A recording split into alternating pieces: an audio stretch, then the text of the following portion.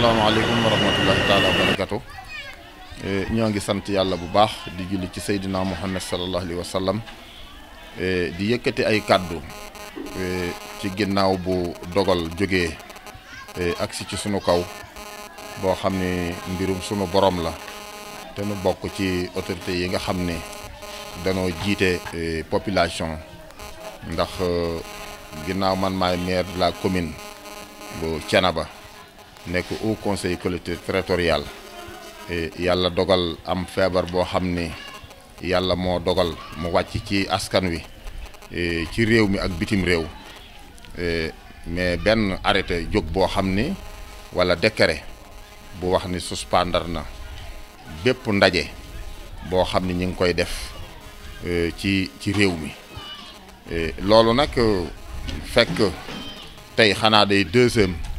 boo xam ni damay yëkkati sama kàddu pour àddina sépp dégg ko waaye fekk na ma ca ndax fekkan na ma jàpp gàmmu jaayaan waaye bi mu dogal bi génnee lépp loo xam ni dafa jëman ci gàmmu jaayaan dañ koo suspendre yàllaa ngi dogal it mbir xew moo xam ni ci sunu borom la jóge muy lii nga xam ni moo aman démb dal ci sama kaw sama waajur génn àdduna ñu war koo denc war koo ñaanal waaye it li nga xam ni moom laa déclaré mooy lii mënta ñàkk te fu waay nekk man nga ñaan waaye yàlla dogal na nit ñi seen xërte ci man ak bokk gi nga xam ni moom lañu yàlla boole te soxna si doon nit koo xam ni dafa bari ay mbokk ndax dund na téeméeri at ak ñaar yàlla dogal bokk yi nag ñëw di jaal si waaye li nga xam ni moo xew moom la nit ñi def ñi ci ëpp ñëpp bin dikkee bi nu jaalee danoo daal di delluwaat li fi dajawan ci mbooloo waa dëkk bi rek ñoo fi desan loolu nag respecté li nga xam ni moom la président wax moo waral loolu waaye bu fekkee di woon loolu kon fii kenn du fi xaj démb waaye nag ñu ngi koy sant yàlla ñu ngi sant yàlla bu baax di sant président ndax dogal bi nga xam ni moom la yëkkati ci xalaatam waaye ci jëfam bu rafet wax naa barki démb ma ni képp koo xam ni doon nga wax président ci ñi nekkan bitim réew ñu war leen a jëli yi am na loo ci doon wax tey nungul nga président ni liggéeyam rafet na te li ko yoon may loolu la def ndax mboolem koo xam ni jëlal nga avion jëli sa njaboot tey ay junni génn na àdduna te feebar ba moo ko fa dugal lii nga xam nag moo agsi Sénégal bariwul waaye yàlla na fi yam te bu fekkan ni wan ni nit ñi def président def na ko li président yi def président def na ko mën naa am nëga ni fekk na camp bi passé na fii ndax li ñëw ko su ne ñi rëcc dugg ci réew mi ñoo ko fi indi waaye président jël na ay matukaayam yoo xam ni démb tey soog a ñëw lii nga xam ne nag moo xew ci commune u Thiénaba xew ci département Thiès xew ci région bi xew ci àdduna si yëpp xew ci biir réew mi dogal bi ñun ànd nañ ci it loolu la ñuy sant njaboot gi bépp ndaje boo xam ñi ngi ko doon def ñi ngi ñaan ñu moytu ko bépp ndaje boo xam nit ñi ngi ko doon def ñi ngi ñaan ñu moytu ko ba pare nag jël seeni matukaay mooy lan cet gi ñu doon set nan ko yokk waaye buñ ko wàññi képp koo xam ni li la nga war a def bëgg nga koo def mais amoo moyen mën naa ko yëg lépp lu ma ci war dinaa ko def parce que nag mbir mi nekk na mbir moo xam ni il faut ñu jël sunuy matukaay mais il faut ñu set mais il faut ñu farlu waaye il faut ñu foogu lan mooy foogu lépp lu lay indil gàllankoor ci sa wàllu cet li ngay lekk li ngay naan li ngay sol moytu ko ba yàlla dimbali nu nga mucc ci feebar bi diggante nit ki ak nit ki même bu fekkee diggante baay ak doom la diggante yaay ak doom diggante jëkkër ak jabar su fekkee mën nañu ko sax kenn ku nekk lu néew na nga dànd sa morom lu mat 1 mètre yàlla mën na la cee suturaal ba feebar bi du la dal li nu man nag mooy joxe déclaration ànd ci li président dogal joxe déclaration ànd ci li nga xam ne mooy décret bi gën ñu ni bépp ndaje nanu ko moytu te it bu ngeen seetloo démb autorité boo xam ne mënoo ñàkk a ñëw bi nga dikkee da ngaa jaal rek dem mais kenn joxewul loxo dañu dikk rek jaal dem loolu it lañu santaane te loolu it ñun loolu la ñuy def ñun commune Thiénaba ànd ko ak conseil municipal bi parce que ñi ma wër ñëpp ay conseil municipal lañu mais dogal bi fekk na avant ñuy def déclaration bi ñun dogal bi moom ña nga ca biir parce que gàmmu mbaaleen bi aman samedi keroog la décret bi génn waaye fekk na ñun képp koo xam yaa ngi yëngu ci conseil municipal bi da nga toog sa kër même boo dee joxe ay teraanga da nga koy denc ba yeneen jamono waaye en tout cas daal li ma mën a wax mooy li nga xam ne mooy feebar bi yal na ko fi yàlla yamale yal nañ ci yàlla musal ci bépp jullit waaye musal ci képp kuy sénégalais ndax Sénégal ñaar rek a fi ne way gëm rek a fi ne ci wàllu diine yi l'islam diine yi chrétien te ñoom ñëpp ñaan la ñu am kon ñi kenn ku ci nekk ca fa ngay yëngu na nga ñaan yàlla musal ñu ba nu mucc ci li nga xam ni mooy feebar bii xew ci réew mi man nag li ma mën a wax mooy ñi ma jaboote laa mën a waxal ñi ma jaboote ñooy ñan mooy 38 villages yi nga xam ni ñoo ëmb commune Thiénaba ak 21 ak 23 hameaux yi nga xam moo nekk ci commune Thiénaba mooy 61 villages maa ngi leen di ñaan bépp ndaje boo xam ni day gàllankoor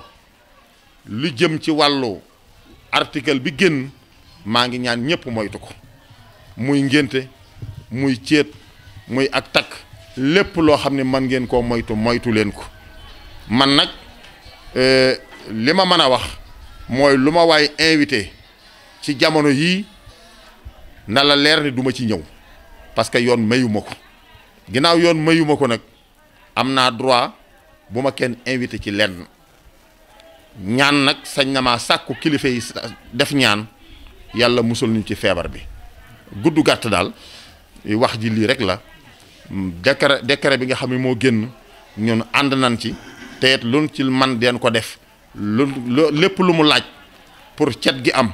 lépp lu mu laaj ci ay moyens pour nit ñi bëgg a dandante lépp lu mu laaj ci ay moyens nga xam ne soo ko defee yàlla mën na laa musal loolu ñun insa rabbi den jël suñu engagement bopp den ko def ñëpp di ko gis kon li may ñaan daal mooy Sénégal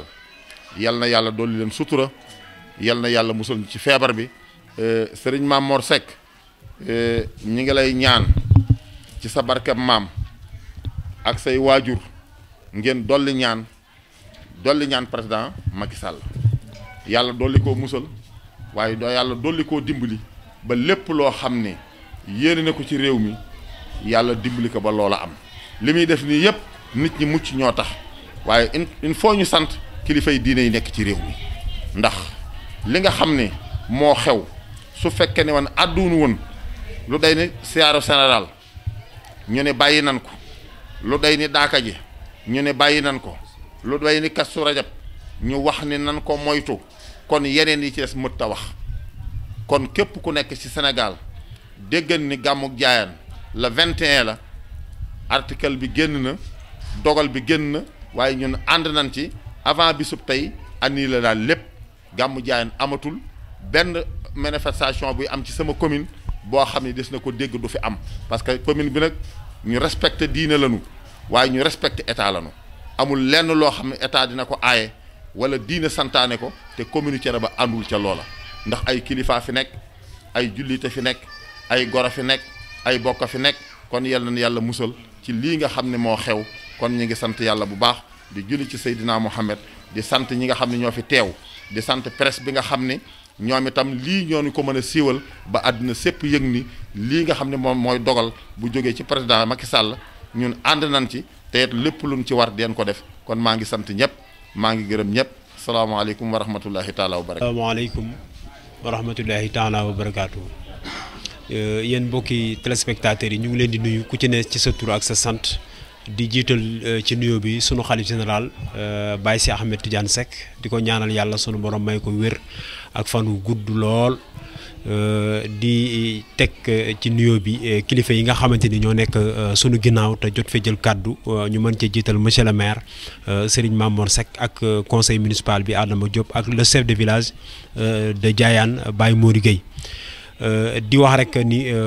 ñi fi jot a jël kàddu wax nañ li nga xamante ne nii presque mooy essentiel bi waaye dañ ni maanaam mag ñi ñoom joxe ay ndigal la ñu man mais ndaw ñi ñooy def action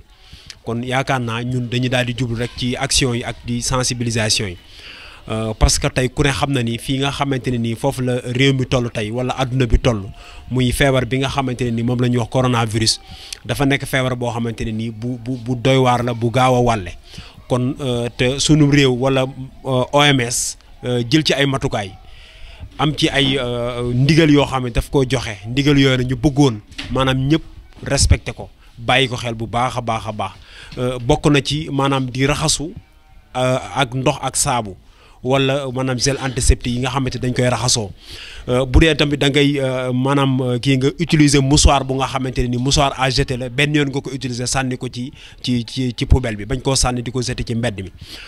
boo dee sëqat wala ngay tissooli nga bañ a jublu nit ñi ba pare moytu rassemblement yi loolu c'est important daf ci am solo bu baax a baax a baax kon yaakaar naa ñun askan bi war nañ koo mën a déggee noonu léegi nag ñun li nga xamante ni mooy rôle jeunesse bi rôle bu am solo la ci parce que war nañ cee mën a indi suñu participation benn ku ne xam na ni école yi dañ leen a may maanaam ñu am fête loolu laal ko mën a tuddee ñu am fête googu nag ñun jeunes yi war nañ cee mën a indi suñu apport mooy que ni ñu joxe ay cours de renforcement élèves yi nga xamante ne ni ñoom ñoo nekk ci école yi muy primaire yi di CM yi et cetera di lycée yi ñi nga xamante ni ñoom ñooy étudiants yi jàppale seen i rak jàppale seen i njaboot pour jëloon ay cours de renforcement muy benn li nga xamante ne mooy sensibilisation bi au niveau de Thiénaba le conseil communal de la jeunesse pare na pour accompagner le maire ci li nga xamante ni mooy initiative am muy sensibiliser askan wi ba li nga xamante ne nii mooy feebar bañ a law ci àdduna bi bañ a law ci Sénégal rawatina fii commune bi nga xamante ni foofu la ñu nekk kon yaakaar naa loolu prévoir nañ tamit ay gel yoo nga xamante ni dañ koy yóbbu ci daara yi yóbbu ko ci comment dire ci district yi yóbbu ko ci poste de santé yi bu ko defee nit ñi mën ci di jëfandikoo ba feebar bi du mën a wàlle kon daal encore une fois jeunesse bi dinañ wàcc ci terrain bi sensibiliser nit ñi parce que am na ay numéro vert yoo xamante ni ñu ngi koy joxe fépp ci Sénégal muy 800 00 50 50 numéro vert la boo xam ne képp koo xamante ni gis nga lu la jaaxal sa yaram mën ngaa woote ñu bañ di négliger naan dañoo soj wala dañoo girib rek mais lépp loo gis mu jaaxal la sa yaram bul négliger demal seeti ñi nga xamante ni ñoo yor wér-gu-yaram yi pour mën koo saytu ndax feebar bi du lu ñuy négliger ñu moytu rassemblement yi di moytu nuyoo yu bari yi buñ ko mënee kii ba pare di raxasu ak gel yi ak ndox ak saabu tamit loolu am na ci solo bu baax a baax mesure d'hygiène yi nga xam ne OMS jël na ko nañ ko respecté mais nag fii ci Thiénaba incha allah ndaw it nañ wàcc terrain bi sensibiliser population bi ba pare jàppale leen nuñ ci ni nga xamante ni noonu la ñuy moytoo feebar bi kon daal sant nañ ñëpp di gërëm ñëpp di wax ni encore une fois ñu ngi ñaan di ñaan kilifa yi diine yi ak ñi nga xamante ni ñoom ñooy yor kàddu yi ñu ñaan yàlla ba feebar bi du raw ci réew mi li fi jot am sunu borom saafara ko te leneen du bañ a delsi kon daal loolu la ñuy ñaan yàlla ñu nekk benn nit ñun ñëpp ñu booloo xàccandoo dóorandoo parce que fi mu toll ni mbir mi du wàllu politique du leneen mbir mi tey jii askan wi ñoo ko soxlawoo askan wi ñoo soxlawoo jàppoo nekk benn xàccandoo dóorandoo ba jëlee fi li nga xamante ne nii mooy feebar bi dugg ci réew mi kon ñu ngi sant ñëpp di gërëm ñëpp di wàcce foofu sunu kàddu. asalaamaaleykum wa rahmatullahi taala wa barakaatu. maa ngi tudd Serigne Mamor Seck di doom ci khalife général de Thiénaba Baye Cheikh Ahmed Tidiane Seck nekk nag tamit chargé de mission ci ministère présidence ci ndigalu présidence yoo xam ni moom ma ko jox ci jamono yi passé li nga xam ni moom la ñuy sànni ci kàddu yi rek ndax taalibe bi moom du wëyee lu dul ndigal te ndigal jug na fan la jóge ci ki nga xam ne moom la ñu yàlla booleel muy njiitu réew mi te ndigal loolu rek dafa fekk yàlla dogal sax ñun ci la ñuy wëy ci jëmmi saa su nekk te ab jullit nag amul lopp yaakaar waaye ab jullit tamit amul lopp ñaan te ñaan yooyu nag yàlla dogal na fekk nañ ci démb tey soog a ñëw te nag lu baax du doy kon nag ñun li nga xam ne moo ci suñu wareef di suñu wàll mooy ginnaaw bañ yàlla digalee set ba pare ndax lislaam moo njëkk a digle set moo njëkk a digle set te yaakaar naa képp koo xam da nga nekk ab jullit nag ñu wàññi ko waat ni la loo gënoon a set na nga ko dolli yaakaar naa faw da nga cee sawar kon day ñaan yàlla mi nga xam ni dara tëwu ko li nga xam ni nii moom la àddina bépp di waxtaane mu nekk loo xamante ni musiba la moo xam ni yal nañ ci yàlla dàqal ñun ñëpp yàlla jëlee ko ci réew mi fépp foo xam ne nekk na fa yàlla na ko fa suñu borom jëlee suñu réew mi nga xam ne nag ñi ngi wax ne am na yoo xamante ni am na ko fi ñi ngi ñaan ñi yàlla def mu dal seen kaw yàlla na ko yàlla teggi ñi nga xam ni agsiwul ci ñoom tamit yàlla na ko fi yàlla jëlee di rafetlu tamit kàddu yi nga xam ni maire tamit yëkkati na ko fii woote fii presse bi ñu ñëw fii ci këram fii ci bokk ko ak Adama Diop ak commune Thiénaba yëpp ñu ngi rafetlu kàddu yooyu ndax li tax ñu ngi ko rafetlu mooy njiit li rek lay jariñ soo gisee loo xamante ni dafa wàcc jëm ci saw askan nga toog wax publiquement pour jëm a artu nit ñi li nga xam ne muy indi loolu tamit ak soññee la kon maire loolu ñu ngi la ci sant di la ci gërëm ndax it bu seen kilifa jotee waxtaan am loo xam da ko arrêté muy président de la république yéen ñi nga xam ne ay ndawam ngeen nekk ci commune yi faaw lii tamit ngeen gën koo tasaare loolu tamit wàññiwul dara kon ñi ngi ñaan yàlla daal kàddu yi fi jug ak ñi nga xam dañoo teew te jëluñu kàddu daal ñi ngi ñaan yàlla daal di doole tàllal yàlla suñuy loxo lii yàlla na ko fi yàlla jëlee balaa yàgg yàlla mi nga xam ne nag moom loxoom jot na fépp te du làmmatu dara yàlla na ko yàlla saafara nu mu gën a gaawee ci barke yonent bi sallallahu alayhi wasallam waaye barke tamit mag ñi nga xamante ni nii ñoom ñoo fi sooxat lislaam bi ginnaaw loolu nag moom ñaan moom duñ ci jug mukk incha allah bu neexee la di sant tamit njiitu réew mi bu baax a baax a baax parce que nag njiit dafa metti ndax boo xasee génn kàddu rek ñii dañ ciy ànd ñii duñ ci ànd waaye nag yow lay sa wareef yow mooy def ko rek sa kàddu xasee jug moom njuumte du am ngi ñaan yàlla nag kàddu ngoogu nag yal na ci yàlla dugal loxoom ba kàddu ngoogu lam ci yéene lépp ak kilifay diine yi yàlla suñu borom bi may ko ci ndam ñun ñi nga xam ne ay ndongoy daara lañ jëkk ci kër doomi soxna yi nag moom li ñu gën a war mooy gën a yëkkati wax suñuy course daara yi gën di jàng alxuraan ñi jëkk ci jàkka yi di yëkkati seeni salaatu ala nabi di ko ñaan yàlla nungul ñi lépp yan yàlla dooli jàmm dooli sutura wax asalaamaaleykum wa rahmatullahi taala wa barakaatu. asalaamaaleykum wa rahmatullahi taala wa barakaatu. man maa ngi tudd Mori Gueye vice coordinateur du Gamou de Diayane en même temps représentant chef de village de Diayane. alhamdulilah xanaa sant yàlla rek di nuyu kilifa yi nga xam ne ñoo bokk toog fii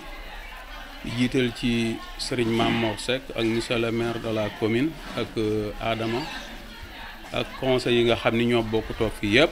ñoo ngi leen di nuyu. bis bi nag comme ni nga ko waxee monsieur Sarr yàllaa ngi dogal Diayane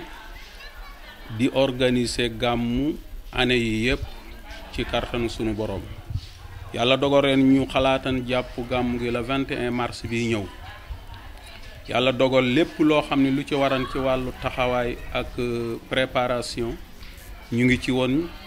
ci wàllu gépp gu manti doon jigéen ñi mag ñi xale yi kenn ku nekk la nga war a def yaa ngi ci ba yàlla dogal xalaat ñëw boo xam ne mi ngi jógee ci kilifa ba mu ñëwee monsieur le maire de la commune wax ne ndigal jóge na de ci kilifa gàmmu gi nag kon dañ cee war a am xalaat ba mu wootee réunion mbooleem ku nekk Diayane da nga rafetlu la mu wax ni nun ci ndigal rek la ñuy tënku ak kilifteef même bu fekkee ni président de la république joxewul woon boobu dogal ni nañu arrêté événement yëpp même monsieur le maire mi donc bu joxe woon ndigal ni nañu bàyyi gàmmu gi daañu ko rawatina nag président de la république joxe ndigal ndax Diayane dëkk la comme ni ko Maam Mor Seck waxe dëkku taalibe la dëkku doomu soxna la ndax Thiénaba googu Maam Mor Seck jóge mook Diayane duñu ñaar benn lañu lu ci dal kenn dal na ko ca des te ñoom ba dogal bi ñëwee dañu ko rafetlu kon Diayane du man lu may lu kilifa wax rek ñu ànd ci ak moom ndax bis yëmul ci benn te président de la république mi initié li wax ko jàmm rek la bëggal askan wi kon nun fu ndigal jóge rek dañuy rafetlu loolu ànd ca ànd nañ ci à 100% lépp lu manti doon ñu préwaran ko ngir yàlla gàmmu Diayane teg nañ ko ci suuf topp ndigalu président de la république kon nu ngi sant monsieur le maire di sant président de la république di ñaan yàlla li ñu yéene ci xeet wi te du lenn lu may bëggal leen jàmm ak wér ndax prévention du lu may fegu ci lu luy lore kon bu président initié loolu tëral ko Sénégal gépp kon nun du nu man lu may rafetlu ko ànd ci loolu moom la ñu def. Merci monsieur Sarr. Je crois que le maire Talla Diagne après avoir remercié vraiment le khalife général de Thiénaba suite après avoir remercié le khalife général de Thiénaba, suite aux prières qu'il a formulées contre le coronavirus, a formulé une demande à la population. Mieux, il les a exhortés à veiller scrupuleusement aux recommandations de l'OMS, mais du président de la République, qui est sorti dans les médias et qui a demandé à la population de respecter ces recommandations-là. Parce que, comme il l'a dit, on a interdit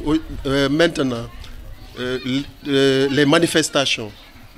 les regroupements, quelle que soit leur nature. Alors, le maire exhorte la population de Thiénaba, la commune de Thiénaba, à respecter cela scrupuleusement. Alors, par rapport toujours à l'événement, le Gamou Diayane, qui était prévu pour le 21, a aussi été annulé par rapport à la décision ou bien à la mesure du président Macky Sall. Effectivement, je crois que ça, c'est une grande décision. Donc, lorsque le président est sorti et il a demandé à la population de respecter les recommandations, le maire, en premier lieu, a demandé à la population de Diayane de mettre tout en bas, de ne plus organiser ces chants religieux qui étaient prévus pour le 21 prochain, Inch'Allah. Donc aujourd'hui, que les populations le sachent, le Gamou de Diayane n'aura pas lieu pour cette édition, Inch'Allah Rabbi. Donc voilà, cela, c'est pour respecter les recommandations de l'OMS et du ministère de la Santé, mais du président de la République. Oui, même le maire, après l'enterrement, avait demandé aux populations de formuler des prières là où ils sont. Mais vous savez, comme les familles sénégalaises, vous savez comment ça se passe. Les gens ne veulent pas être en reste. Ils veulent toujours tous être au devant du maire pour lui présenter ses condoléances. Certes, des autorités sont venues, mais ils sont venus et ils ont présenté leurs condoléances et ils sont repartis. Donc je crois que c'était inévitable. Il ne voulait pas ainsi, mais ça s'est passé. Effectivement, le maire a prévu d'accompagner les populations avec peut-être des solutions hydroalcooliques, avec des détergents pour se laver les mains et tout ça, mais aussi pour utiliser les jeunes, mais les relais, pour aller vers les populations, les sensibiliser et leur dire comment faire pour éviter cette maladie-là. Donc tout ça, le maire a prévu de le faire pour accompagner les populations de Thiénaba. Effectivement, il l'a dit, parce que comme il y avait beaucoup de manifestations qui étaient prévues, parce que les gens avant la Korité voulaient organiser des manifestations. Il était invité un peu partout, étant le premier magistrat de la ville, c'est normal. Mais aujourd'hui que les gens le sachent, qu'il ne peut pas aller dans ces manifestations suite aux recommandations du président de la République. Donc il doit les respecter, donc il n'ira pas dans les manifestations, mais mieux, il demande à ces populations-là d'annuler ces manifestations jusqu'à une prochaine fois.